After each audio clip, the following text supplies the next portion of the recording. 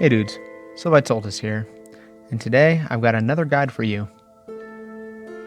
With Phase 3 well underway, and Phase 4 recently announced, I thought it might be a good idea to pump out another Get Geared Fast guide.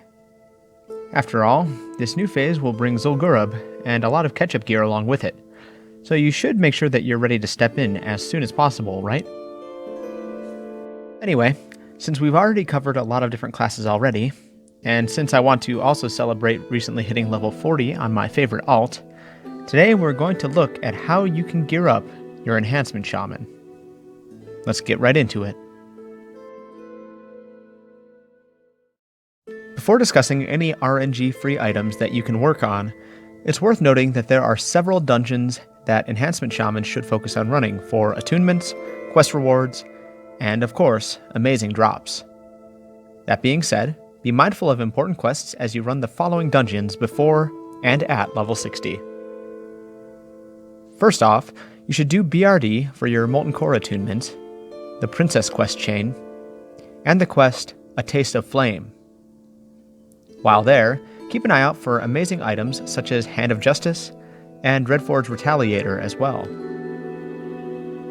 Upon reaching level 58 or so, you should run Lower Blackrock Spire at least once in order to knock out the first portion of the Onyxia attunement, as well as the quest The Pack Mistress, which awards a decent chest piece.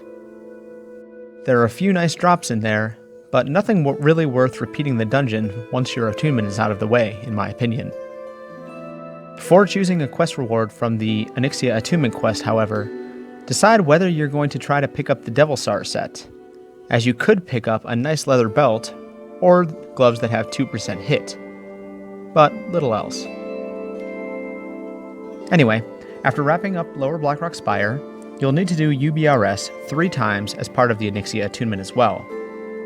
So while you're in there, watch out for gear drops such as the True Strike Shoulders, Eye of Rend, and more. Also, remember to pick up the quest, the Drakestone Tablet, before running this dungeon, so that you can get the Swiftfoot Treads as well, just in case you haven't gotten better boots by this point. And finally, depending on what you got while completing those attunement quests, you may want to hit up DM West, if only to complete the quest The Madness Within, if you find yourself in need of a new helm or weapon.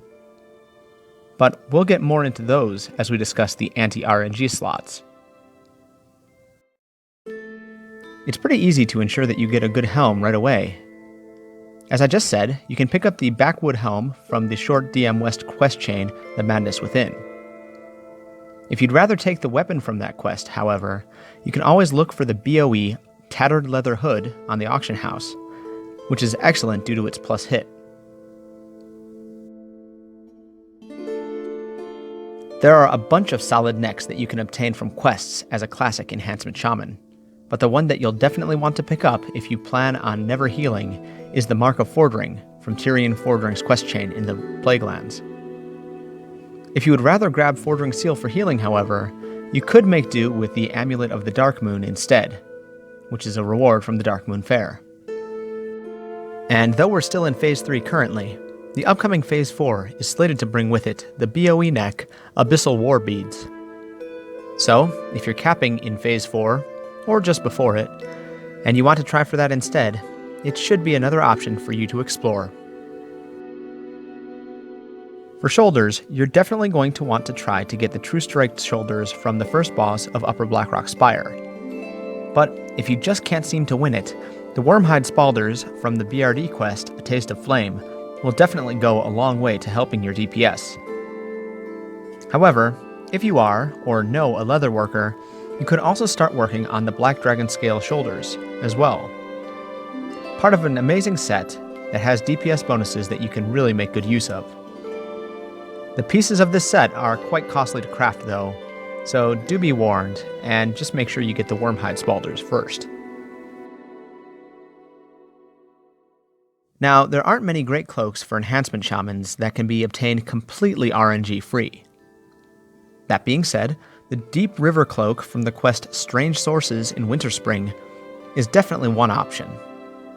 Alternatively, you can check the auction house for a BOE green with better stats, but that's about all there is for capes. Good luck with drops. There are a couple of decent quality green chests that you can obtain via quests on your shaman. First off, the Trap Hook Jerkin is a reward from the LBRS quest, The Pack Mistress, and should be obtained while you're working on your Onyxia Attunement quest. If you prefer wearing mail, you can also grab the Vest of the Den Watcher from the quest Winterfall Activity in Winterspring. However, both of these pale in comparison to the Black Dragonscale Breastplate, which has a whopping plus 50 attack power, and great set bonuses. Again, considering the cost of crafting this bad boy though, it's unlikely that you'll get it very fast. For wrists, there are several BOE options, including the Lordly Arm Guards and the Dungeon Set Bracers for various classes. However, as prices for these items vary, you may consider just picking up the Crypt Demon Bracers from the BRD quest Disharmony of Fire. Since this quest is a prerequisite to the quest rewarding the Wyrmhide Spalders, it's pretty much guaranteed that you'll have them already. So consider dropping some gold on a BOE upgrade. Alright, for hands, there's really only two options that you should consider as an enhancement shaman, trying to gear up fast. The BOE Devilsar Gauntlets, which are pricey to craft, but are great when combined with the leggings, and the Onyxia Attunement quest reward, Voon's Vice Grips, which offer 2% hit by themselves.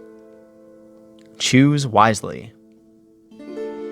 But if you're cheap and don't want the hit for some reason, the third alternative here would be the Dungeon Set Gloves, which are typically up on the auction house for between 3 to 6 gold a pop.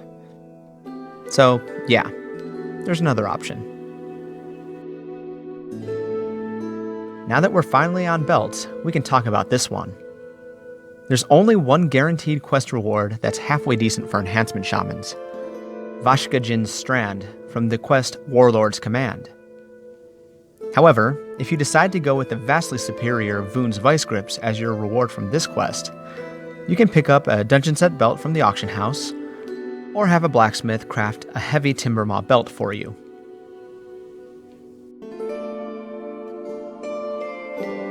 For legs, as you probably expect, there are a few BOE options, including the crafted Devilsar leggings that I've mentioned a few times already, the Black Dragonscale leggings, and the Plaguehound leggings that I described in my guide for feral tanks. In terms of quest rewards though, the only decent option are the Outrider leggings from the Larkorwi quest chain in Ungoro Crater. So basically, quest in Ungoro while leveling, and then work on crafting something better once you get to the level cap.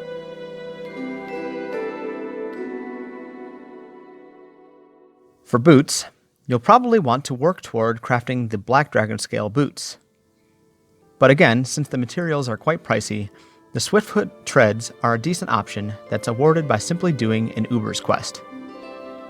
Really, those are pretty much the only two guaranteed boots worth working on for an enhancement shaman though, so good luck just getting drops. Now there are a bunch of decent rings that your enhancement shaman can use.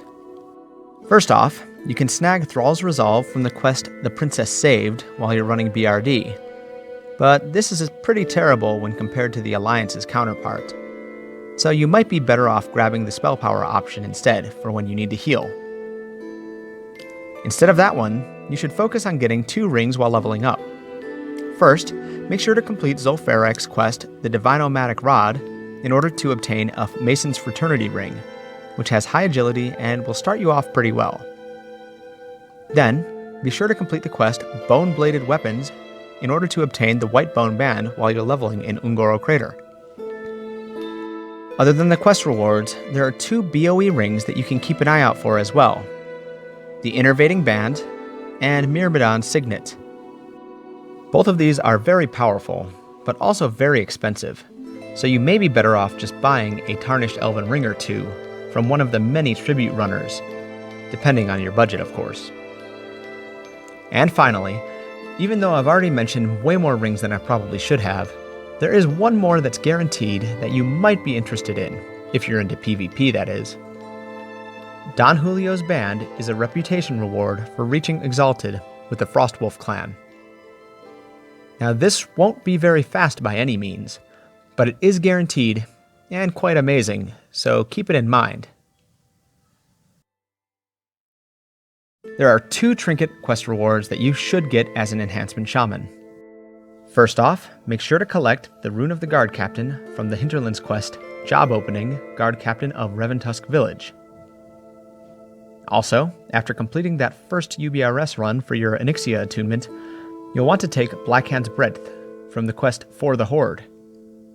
You'll lose out on Eye of the Beast, but as long as you stick to melee, that should not be a problem. Yep, Shami trinkets are pretty easy. Alright, the last stop. Your weapon. There are a few options here. First off, if you're into PvP and want to grind Alterac Valley reputation to Exalted, you can get the Unstoppable Force, which is great and guaranteed, but definitely not going to come fast with hour-plus long queue times. So instead, you can snag the mace Bone Crusher from the DM West quest, The Madness Within, if you don't need that helm reward instead. If neither of those options suits your needs though, you can always pick up a Twig of the World tree or Lord Alexander's Battle Axe from the auction house. But if you want to grind out materials instead, the best crafted weapons for Enhancement Shamans will most definitely be the Arcanite Reaper or Nightfall.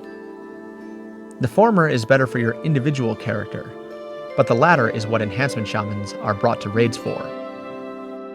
But do keep in mind that both of these are extremely pricey, so you're not really going to get geared fast in that case. My Shami alt's probably just gonna stick to a BOE.